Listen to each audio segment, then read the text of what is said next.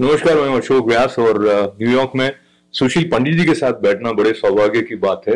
कुछ जो संबोधन पंडित का है उसके साथ विद्वता का एक जो भाव रहता है वो आपकी अभिव्यक्ति और जिस तरह से आपने अध्ययन करके और ऐसे संदर्भ जो हम सबके लिए बहुत महत्वपूर्ण है उनके बारे में हमें सूचना नहीं कहूंगा, संवेदना के साथ में जो सूचना आपके द्वारा पहुंची है वो मुझे लगता है एक बहुत बड़ा उसका महत्व भी है। और पर हम आपके तरफ कई लोग आपको ऐसे जानते हैं, उनको आपको सुनकर यूट्यूब पे या अन्य चैनल्स के माध्यम से, पर सुशील पंडित जी के प्रारंभिक काल की तरफ चलते हैं। और आपका जन्म कश्मीर में ही हुआ था, कहीं बाहर हुआ था, परिवार वहां से? मेरा विस्थापन मेरे जन्म से पहले हो गया था। मेरे पिताजी को पढ़ने के लिए कश्मीर से बाहर आना पड़ा क्योंकि वहां भेदभाव बढ़ गया था। मेधावी होने के बाद भी लोगों को उच्च शिक्षा में सीधे सीधे दाखिले नहीं मिलते थे, नौकरियों की तो बात ही छोड़ दीजिए। तो वो दिल्ली आकर के पढ़ने लगे, फिर दिल्ली में ही नौकरी पाई, वापस गए, ब्याह हुआ। मेरा जन्म दिल्ली में हुआ। वो केंद्रीय एक सेवा में थे जिसमें स्थानांतरण होता रहता था, तो वो चाहते थे कि हम लोग कश्मीर में थोड़ा स्थायित्व पाएं और वहां रह करके पढ़ें। वो कोशिश भी की, लेकिन फिर लगा कि अच्छी शिक्षा दिल्ली में ही मिल पाएगी, तो फिर दिल्ली आ गए फिर से। लेकिन कश्मीर के साथ निरंतर संपर्क रहा। गर्मियों में हम कश्मीर में होते थे और सर्दियों में कश्मीर हमारे यहाँ होता था। क्या बात! दादा दादी, नाना नानी, अन्य रिश्तेदार दिल्ली में रहते थे सर्दियों में। और फिर जो भी हमारा सुख दुख था, प्यार मोहब्बत झगड़े थे, सब कश्मीर में ही थे। और इसलिए कश्मीर के साथ एक अंतरंगता रही। वहां मेरे नाना नानी का घर, मेरे दादा दादी का घर मेरा ही घर था। सुशील, ये कश्मीर की अंतरंगता के साथ में अध्ययन की बात जब हम कर रहे थे तो मुझे ऐसे स्मरण आता है, एक तो आप मास कम्युनिकेशन में स्ट्रेटेजिक मीडिया प्लानिंग भी आपने पढ़ाई और कम्युनिकेशन के फील्ड से आपका काफी करीब का संबंध रहा। और हम उस बरस की तरफ भी जाएंगे जो जिसको लेकर बलिदान दिवस मनाया जा रहा है। और जिस त्रासदी को अगर एक तारीख के साथ में याद करते हैं, वो समय आप कहाँ थे उस वक्त? मैं दिल्ली में था। मैं दिल्ली में पढ़ करके नौकरी करने लगा था और सर्दियों के शुरू होते ही जैसे लोग आ जाते हैं, हमारे यहाँ कुछ रिश्तेदार आए और इस बार कुछ नहीं आया, एक पूरा का पूरा रेला आया और बदहवासी में आया। और पिताजी को छुट्टी लेकर के उनके लिए किराए के मकान ढूंढने पड़े, उनके बच्चों के दाखिलों के लिए जुगत लगानी पड़ी, उनके लिए काम धंधे ढूंढने पड़े। ये सब हुआ। ये बरस है 1999 का आखिरी दौर, दिसंबर का महीना, और 90 का पहले 3-4 महीने। तो सुशील, जो कुछ आप उनसे सुन रहे थे जो कि कश्मीर से आए थे, जिनकी सेवा के लिए आपके पिताजी सक्रिय थे, आप भी उनकी मदद करें, उनसे जो बातें करते हुए आप सुनते थे कि उन्होंने जो अनुभव, भी शब्द ठीक नहीं लगता है यहाँ पर, जो पीड़ा भोगी और जिस तरह के परिस्थितियों के शिकार होकर वो वहां से निकले थे, और आप देख रहे थे मीडिया में क्या आ रहा है, तो दोनों एकदम अलग अलग बातें नहीं? बिल्कुल नहीं। ये केवल मेरे परिजन और परिचित ही नहीं थे। दिल्ली में कोई सामुदायिक केंद्र ऐसा नहीं था जिसको एक शरणार्थी शिविर में न बदल दिया गया। लोग फुटपाथों पर दिखाई पड़ते थे, लोधी कॉलोनी में, सरोजनी नगर में, लाजपत नगर में। हमारा सामुदायिक भवन था अमर कॉलोनी में। वो रेलवे स्टेशन के प्लेटफॉर्म्स की तरह हो गए थे। एक बड़े से हॉल में रस्सियां बांधकर उन पे चादरें लटका करके छोटे छोटे कमरे नुमा बना दिए गए थे, पार्टीशन। और एक एक पार्टीशन में आधा दर्जन 10 लोग पड़े रहते थे। सामान नहीं था, खाने पीने का कुछ व्यवस्था नहीं थी। ओढ़ने धोने नहाने की बात ही छोड़ दीजिए, कोई निजता नहीं रह बची थी। और ये ऐसे लोगों का हाल था जो संपन्न भी थे, अच्छी भली जिंदगी जी रहे थे। कई लोगों ने तो कश्मीर के बाहर की दुनिया नहीं देखी थी, कई लोग अपने गांव से कभी नहीं निकले थे, उन्होंने कोई हाईवे नहीं देखा था, ट्रेन नहीं देखी थी। उनके पास गर्मियों में पहनने वाले कपड़े नहीं थे। ऐसे ऐसे लोग मैंने सुना कि जिनकी कश्मीर में अपनी निजी कार थी, वो जम्मू में बसों में कंघियां और बॉल पेन बेचते हुए पाए गए। सुशील, मैं माफी चाहता हूँ, थोड़ा इंटरप्ट इसलिए कर रहा हूँ क्योंकि मैं राजस्थान में था उस वक्त। ये सब हुआ कश्मीर में, मैंने अखबार में कभी पढ़ा नहीं। और मैं भी उस वक्त आकाशवाणी जोधपुर में काम करता था, पर न कोई आकाशवाणी में ऐसी खबरें, इतने विवरण, कुछ संकेत भी नहीं मुझे लगता है। तो ये ऐसा कि ब्लैकआउट जैसा हो गया उस सारे घटनाक्रम के बारे में, भारत में कोई बात ही नहीं कर रहा था, ये क्यों कर हुआ? अब आप देखिए, कश्मीर में मुख्यमंत्री फारूक अब्दुल्ला थे, देश में गृह मंत्री मुफ्ती मोहम्मद सईद थे, सरकारें एक अजीब सी, आप कह सकते हैं कि वैचारिक प्रतिबद्धता के नाते सारे मानवीय संवेदनाओं को ताक पर रखे हुए थी। लगता था कि कहीं सांप्रदायिक होने का आरोप न जड़ दे कोई। हिंदू की बात करना जोखिम से कम नहीं था, क्योंकि वहां किसी पर भी सांप्रदायिक होने का आरोप बहुत आसानी से मढ़ा जा सकता था, और खासकर अगर आप हिंदू हैं तो ये एक परिस्थिति थी, और लगता था कि हम लोग अभिशप्त हैं अपने ही देश में। ये अभिशप्त शब्द आप बहुत ठीक लाए। तो सांप्रदायिक होना मानवीयता की कीमत पर हो रहा था, मतलब वो लांछन नहीं लग जाए इसलिए आप मानवीय संवेदनाओं को भी अलग रख दें, ऐसी मानसिकता जो है वो बड़ी घातक है, व्यक्ति के लिए नहीं, राष्ट्र के लिए भी। मुझे तो लगता है ये पाखंड है, ये निरा पाखंड है। आप आंखों से देख रहे हैं, आप अनुभव कर रहे हैं, आप उसके नतीजे देख रहे हैं, और उसके बावजूद भी आप उसके लिए कोई नई परिभाषा गढ़ रहे हैं, आप उसके लिए कुछ नए सिद्धांत गढ़ रहे हैं, आप उसको या तो उचित ठहराने के प्रयास कर रहे हैं या उसकी तरफ से आंख मीच रहे हैं। तो ये तो निरंतर चलता रहा, इसको कम आंकने की कोशिश की जाती रही, अगर आप इसको ढक भी ना पाए तो। और ऐसा भी नहीं था कि हिंदू में चेतना हो, तब कोई सोशल मीडिया नहीं था, तब जो मीडिया संस्थान थे उनके दरवाजों पर एक विशेष वैचारिक दुराग्रह के पहरेदार तैनात थे। वो तय करते थे कि कितनी हेडलाइन किस खबर को मिलेगी, वो किस पन्ने पर कितने आकार प्रकार में छपेगी, वो छपेगी भी कि नहीं छपेगी, कौन से विचार एडिट पेज पे जाएंगे। मैं समाचार पत्र या मीडिया की एक भूमिका होती है, उसके अलावा जो समाज है उसकी भूमिका होती है, फिर राजनीतिक दलों की कह दीजिए या राजनेताओं की भूमिका होती है। अब मैं इस बात में, इस कड़ी में, जो जनमानस है जो कि सम्मिलित रूप से किसी बात को उठाता है, दबाव बनाता है, वैसी स्थिति कश्मीरी पंडितों की स्थिति को लेकर भारत में बनी नहीं। उसके पीछे क्या कारण आपको? आपने पूरे के पूरे देश को राशन कार्ड की लाइन में लगा रखा था। ऐसी कोई चीज नहीं बची थी जो आपको खुले बाजार में उचित दाम पर मिल सके। मैंने किशोरावस्था में एक लाइफ बॉय भी राशन की दुकान से खरीदी है।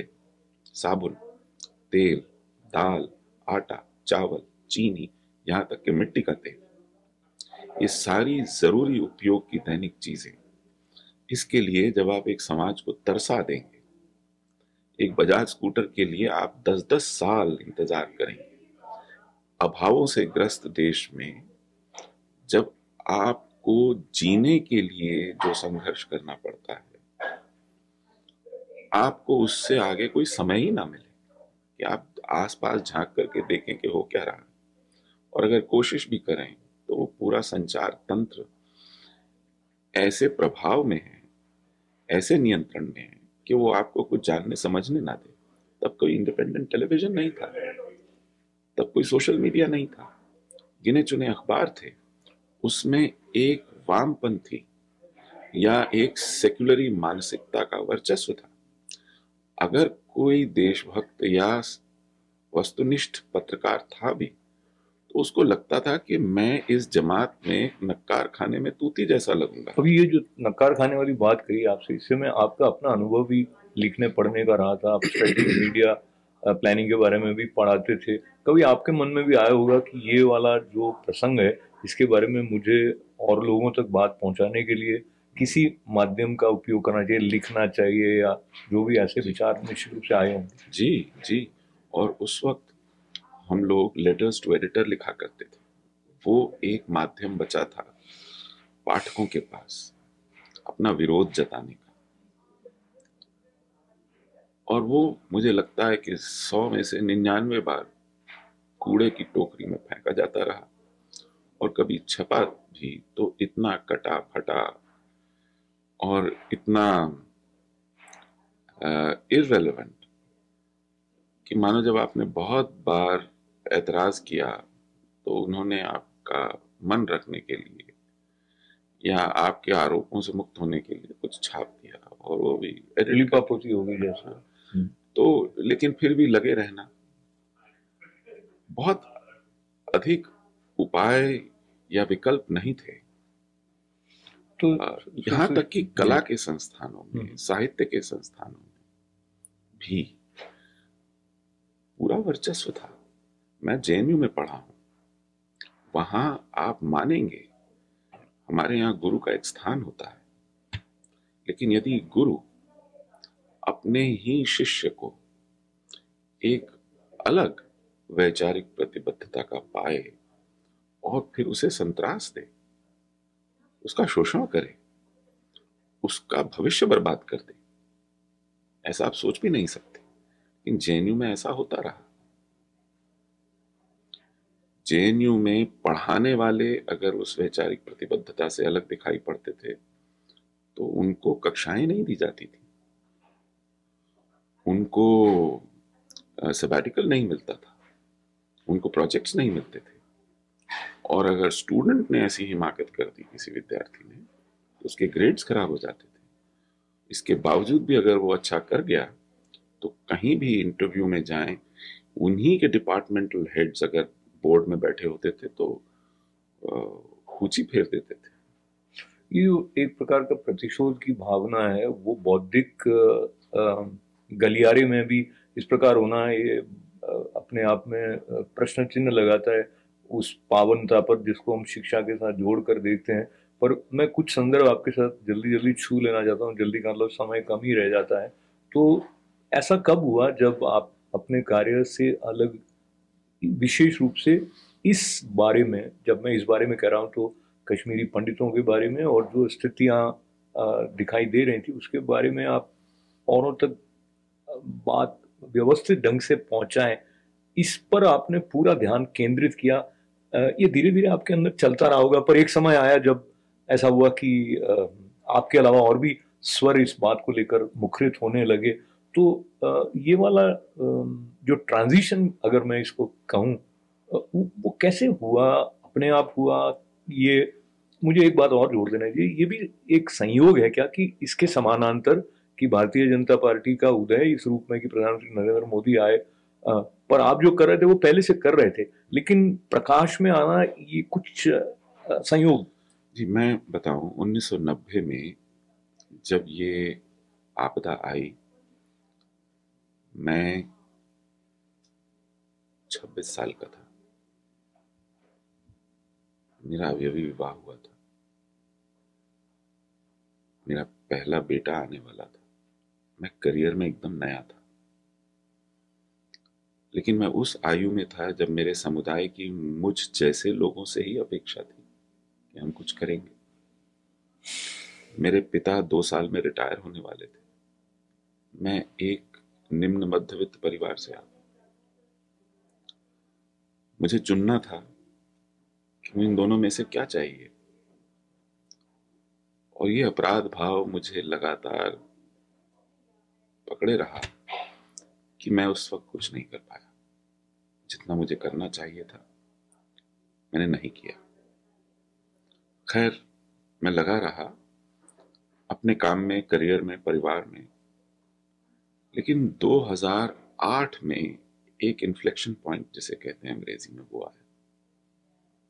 2008 में अमरनाथ श्राइन बोर्ड गठित किया गया था। जनरल एस के सिन्हा गवर्नर थे जम्मू कश्मीर के। अमरनाथ यात्रा में हर साल लाखों तीर्थयात्री आते थे, सैकड़ों मर जाते थे, हजारों बीमार पड़ते थे, फिसल के हड्डियां टूट जाती थी, किसी को श्वास की बीमारी हो जाती थी, को ज्वर चढ़ जाता था, मौसम खराब होने के कारण लोग फंस जाते थे। कोई प्राथमिक उपचार की व्यवस्था नहीं थी सरकार की ओर से, जबकि सैकड़ों करोड़ रुपए की आमदनी सरकार करती थी। तो जनरल सिन्हा ने कहा कि ये एक शर्म की बात है, हमको एक स्ट्रेचर, कुछ ऑक्सीजन सिलेंडर, कुछ बेसिक मेडिसिन, उपचार ये रखने चाहिए। इसके लिए कुछ एकड़ जमीन मांगी गई 15,000 फुट की ऊंचाई पे, जो झक मार के वहां की सरकार को देनी पड़ी। गवर्नर इसके एक्स ऑफिशियो चेयरमैन होते थे। लेकिन जैसे ही जमीन दी गई, एक बड़ा आंदोलन छेड़ दिया गया इस बात पे कि ये जमीन भारत सरकार ने इसलिए ली है, श्राइन बोर्ड को इसलिए दी है कि वहां शेष भारत से पकड़ पकड़ के हिंदू लाए जाएंगे, बसाए जाएंगे और कश्मीर के जनसंख्या के अनुपात को बदला जाएगा। कुछ एकड़ जमीन, वो भी इतनी ऊंचाई पर जहां गर्मियों में कोई नहीं रह पाता है। लेकिन शुरू हो गया आंदोलन और तत्कालीन मुख्यमंत्री गुलाम नबी आजाद थे।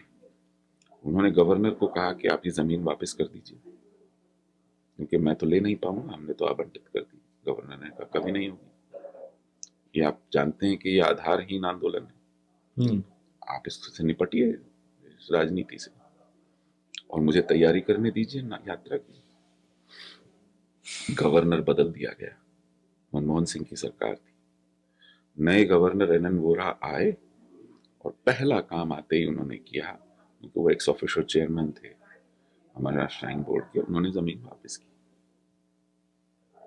मुझे लगा जिस देश में हर हवाई अड्डे के पास ताजमहल नुमा हज घर बनाए जाते हैं, सब्सिडीज पे, जिस समुदाय को हजारों करोड़ की सब्सिडीज पे हज यात्रा कराई जाती है, उस अपने ही देश में, अपने ही तीर्थ के लिए हम बहुत आधारभूत सुविधाएं, प्राथमिक सुविधाएं, लाइफ सेविंग सुविधाएं नहीं उपलब्ध कराएंगे।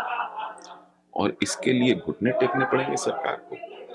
उमर अब्दुल्ला ने पार्लियामेंट में कहा कि 1 इंच जमीन नहीं देंगे हम। मुझे 1 इंच से वो महाभारत का प्रसंग आ जाता है याद, जिसमें कौरवों को समझाने श्री कृष्ण गए और 1 इंच दे ना सका। आपने 1 इंच कहते ही मुझे वो दृश्य याद है। इसी तरह इसी सज्जाद लोन ने टीवी डिबेट में कहा आप लेके दिखाइए, हिम्मत हो तो लेके दिखाइए, और वो वापस की गई। तो हम लोगों का एक संगठन था रूट्स इन कश्मीर, जो विस्थापन में पले बढ़े युवाओं को संगठित करता था, क्योंकि हमें लगता था कि ये पीढ़ियों तक चलने वाला संघर्ष है। अगली पीढ़ी को तैयार करना पड़ेगा, उनके पास कश्मीर में क्या हुआ उसका अनुभव नहीं, उन्हें जानकारी देनी पड़ेगी। तो रूट्स इन कश्मीर ने ये बीड़ा उठाया कि हम इसका विरोध करेंगे। दिल्ली में हम आए दिन आंदोलन करते थे। उस आंदोलन को हम चरम तक उस दिन ले गए जब हमने सैफुद्दीन सोज के घर, जो कि कैबिनेट मिनिस्टर थे, कश्मीर को रिप्रेजेंट करते थे, धावा बोला। मुद्दा सुर्खियों में आया। हमको लगा कि संघर्ष का रास्ता जो है वो सिरे चढ़ेगा। एक चीज जो हमको बहुत अखरती थी, वो कश्मीर के वो मरजीवड़े जिन्होंने हमें निकाला, जिन्होंने हत्याएं की, सामूहिक नरसंहार किए, बलात्कार किए, अपहरण किए, वो देश भर में स्वतंत्रता सेनानी बने घूम रहे थे। प्रधानमंत्री से मिलते थे, मिलते थे, बुलाए जाते थे, फोटो खिंचवाई जाती थी, उनके साक्षात्कार होते थे, वो आर्टिकल लिखते थे, वो मीडिया कॉन्क्लेव्स में बुलाए जाते थे, उनसे पूछा जाता था बताइए कश्मीर में क्या नीति होनी चाहिए। उनको घर जाके पासपोर्ट मिलते थे। उन पर ये सरकार हर साल सैकड़ों करोड़ रुपया खर्चती थी। उनके आने जाने पर, हवाई टिकटों पर, होटल्स के बिल पर, उनकी गाड़ी के तेल पर, उनकी सिक्योरिटी पर, उनके इलाज पर। उतना तो हम लोगों पर, हमारे शरणार्थियों पर खर्च नहीं होता था जिस शाही ठाट बाट से ये लोग रहते थे। हमको लगा कि ये नहीं चलने दिया जाएगा,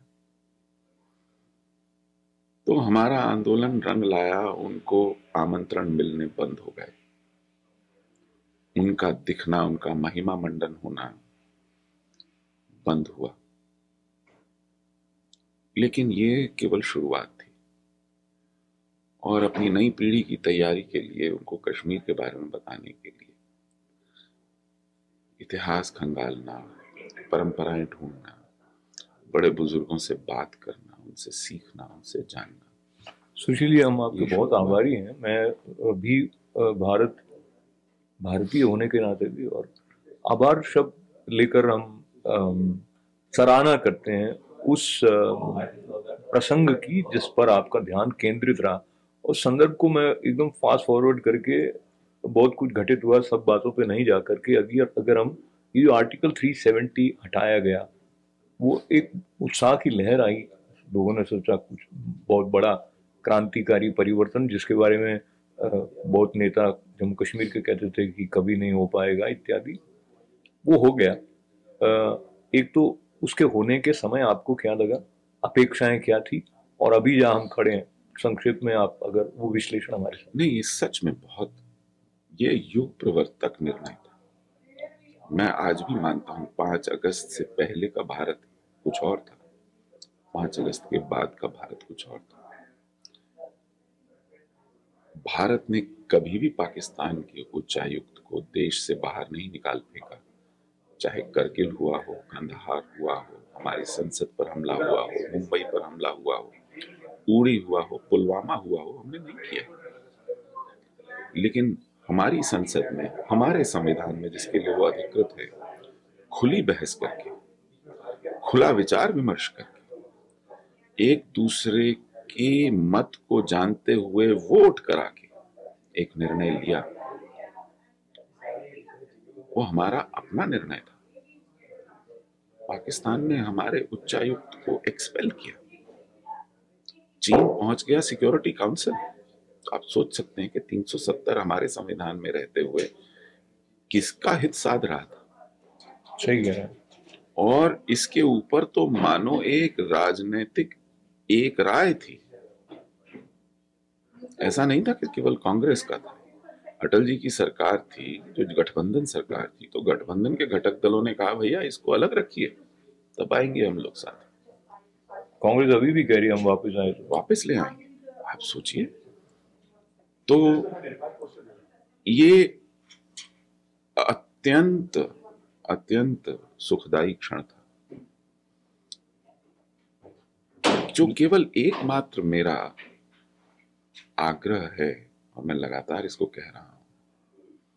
ये आपने एक युद्ध की घोषणा की थी जिहाद के प्रति। आपने संसद में 370 को निरस्त करने की घोषणा की, राष्ट्रपति जी ने हस्ताक्षर करके उसका अनुमोदन किया। ये पहला कदम था।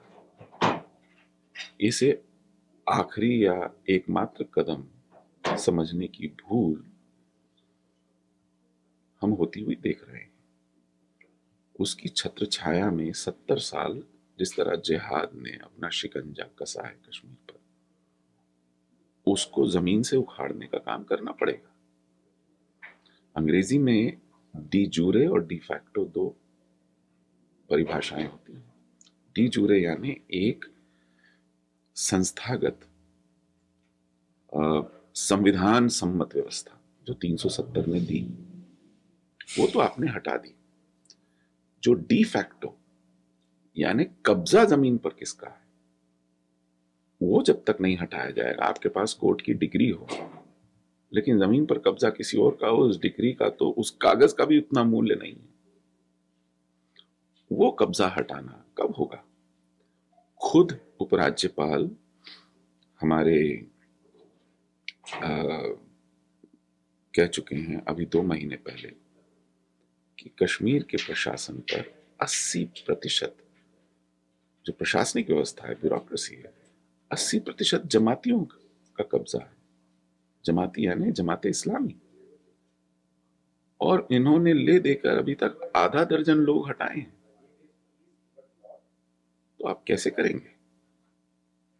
और इसके किए बिना, मतलब आप सोचिए, महबूबा मुफ्ती की गठबंधन सरकार में भाजपा के साथ गठबंधन था, 400 पत्थरबाजों को J&K बैंक में रिलेशनशिप मैनेजर अपॉइंट किया। जब आप आतंक को, जिहाद को पारितोषिक देंगे, इनाम देंगे, और जो वहां देशभक्त है उसको सताएंगे, उसको भागने पर मजबूर करेंगे या उसको मारेंगे, तब तक कश्मीर समस्या का हल कैसे होगा? Demography is destiny.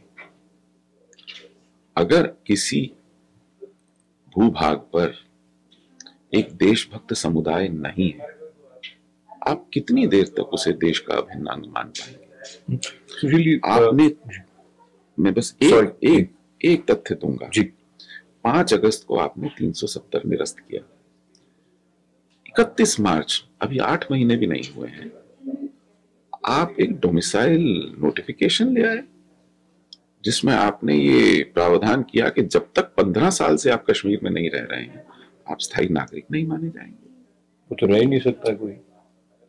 अरे उन्होंने, हम हिंदुओं को जो निष्कासित हुए हैं, वो उनका क्या आधार होगा, वो कहाँ लटके पाए जाएंगे, ये भी आपने नहीं बताया है।